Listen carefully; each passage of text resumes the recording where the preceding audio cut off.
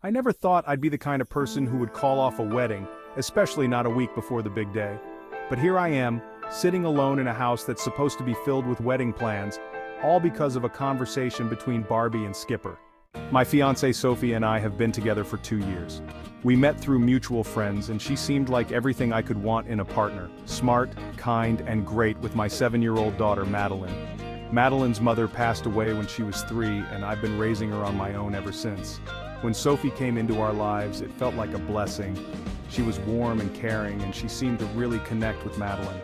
Over the past year, Sophie moved in with us and we started planning our future together. I was thrilled to see Madeline and Sophie getting along so well.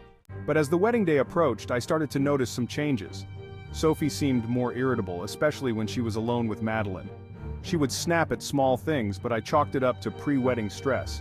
I should have paid more attention. Then, last night, everything changed. I was in the kitchen, finishing up some work on my laptop, when I heard Madeline playing with her Barbies in the living room.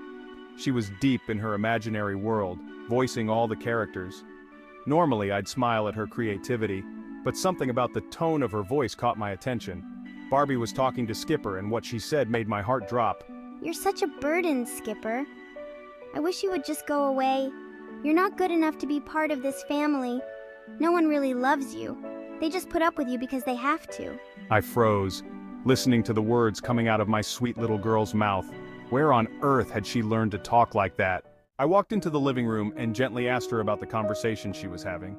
She looked up at me, a little embarrassed, and said, That's just how Sophie talks to me when you're not around. My stomach churned.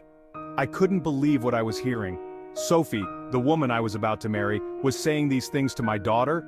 I had to know more, so I sat down with Madeline and gently asked her to tell me about what Sophie said when I wasn't around.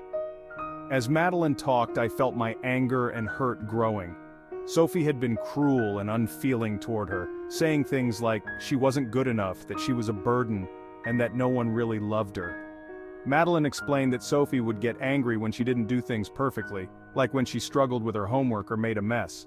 She even told Madeline that I'd be happier if it was just the two of us, and that she was the reason I was always stressed. I was furious. I couldn't believe that the woman I loved, the woman I was about to marry, had been treating my daughter this way behind my back. How could I have been so blind?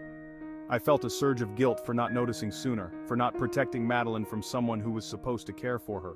I confronted Sophie as soon as she came home.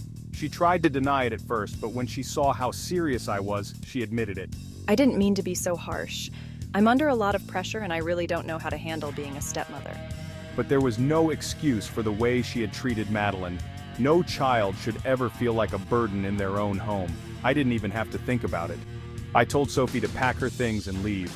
The wedding was off, and our relationship was over. I'm so sorry. Please give me another chance.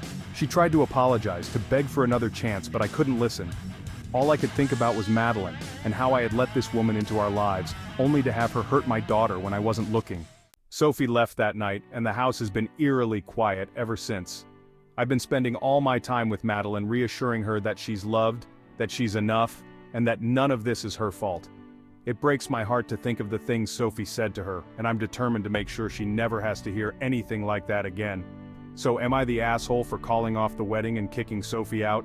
Some people might say I acted too quickly, that I should have tried to work things out, but I know in my heart that I made the right choice. My daughter is my priority, and I won't let anyone treat her like she's anything less than amazing.